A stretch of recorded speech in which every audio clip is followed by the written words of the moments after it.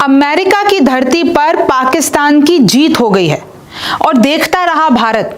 बलूचिस्तान पर ट्रंप ने एक बड़ा आदेश दे दिया है। ये वही बलूचिस्तान है जो भारत की तरफदारी करता है। ये वही बलूचिस्तान है जो भारत को कहता है कि हमारे साथ मिल जाओ, पाकिस्तान को निपटा देंगे।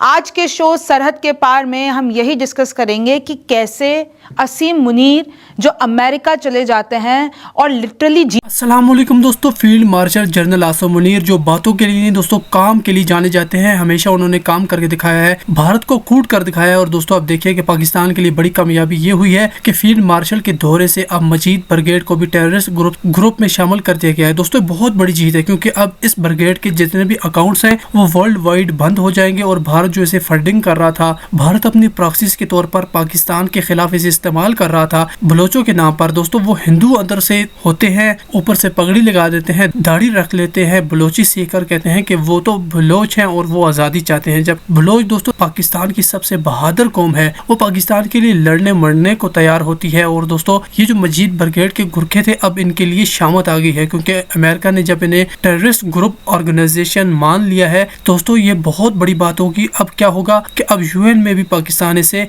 आराम से टेररिस्ट ऑर्गेनाइजेशन के तौर पर मनवा देगा। और दोस्तों भारत की यहाँ पर बहुत बड़ी हार होगी है। ये फील्ड मार्शल के दौरे का सबसे बड़ा असर हुआ है कि पाकिस्तान को ये बहुत बड़ी कामयाबी मिल चुकी है। किया यानी वही बीएलए मतलब बलूच लिबरेशन आर्मी जो कि पाकिस्तान से लड़ती है।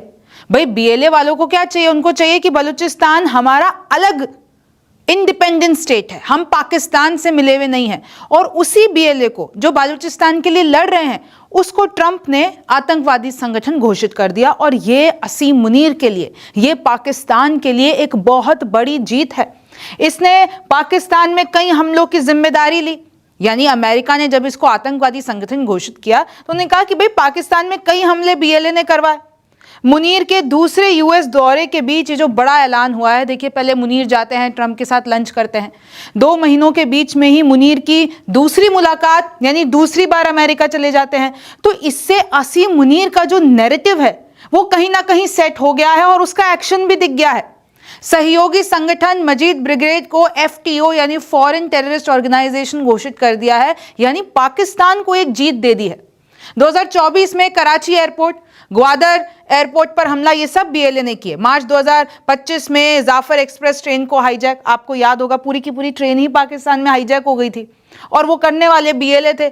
31 नागरिक और सुरक्षा कर्मी मारे गए थे, 300 से अधिक बंधक थे। तो पाकिस्तान के लिए जो उन्हीं के कंट्री में सबसे बड़ी प्रॉब्लम थी वो थी बलूचिस्तान, ये बीएलए आर्मी, उसी को ही आतंकवादी संगठन घोषित कर दिया। बीएलए बलूचिस्तान प्रांत की स्वतंत्रता के लिए लड़ रहा है। वो कहते हैं बलूचिस्तान पाकिस्तान का हिस्सा नहीं है और हम लोग अलग हैं, हम लोगों के साथ अन्याय करता है पाकिस्तान। इसकी बीएलए की स्थापना 2000 के दशक के शुरुआत में हुई। और देखिए जब भी पाकिस्तान किसी भी संगठन को एफटीओ में डालता है या आतंकवादी संगठन घोषित करता है तो उसके 2 मायने होते हैं। भाई पहला मायना तो यह होता है कि संगठन अमेरिका के लिए खतरा हो, और अब मैं आपको आगे समझाऊंगी कि अमेरिका के लिए कैसे खतरा हो सकता है बीएलए। दूसरा देखिए मदद करने पर कानूनी कार्रवाई।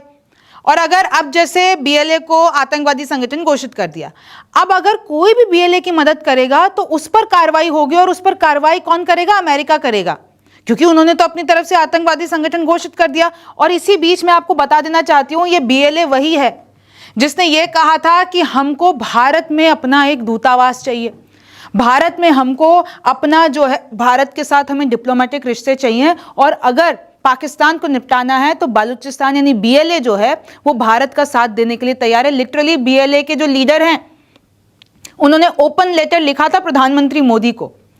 और उस टाइम पे तो ऑपरेशन सिंदूर के टाइम पे बात भी हो रही थी कि कहीं ऐसा तो नहीं बलूचिस्तान के साथ भारत मिलकर और पीओके ले ले वापस पाकिस्तान से।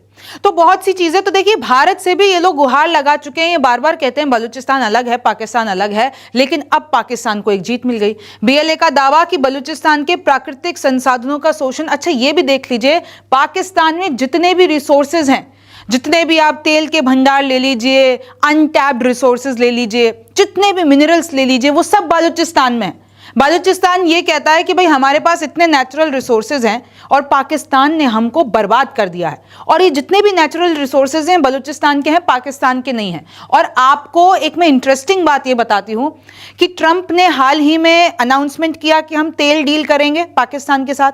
पाकिस्तान में जो अनटैप्ड ऑयल रिजर्व्स हैं, तेल के वहां पर जो भंडार है जो अभी डेवलप नहीं किए गए हैं, यानी जो अनटैप्ड हैं, उस पर प्रोडक्शन नहीं हुआ है, तो वो डील ट्रंप ने कहा हम पाकिस्तान के साथ करेंगे और फिर उससे पाकिस्तान की इकोनॉमी भी अच्छी होगी और ट्रंप को भी फायदा होगा।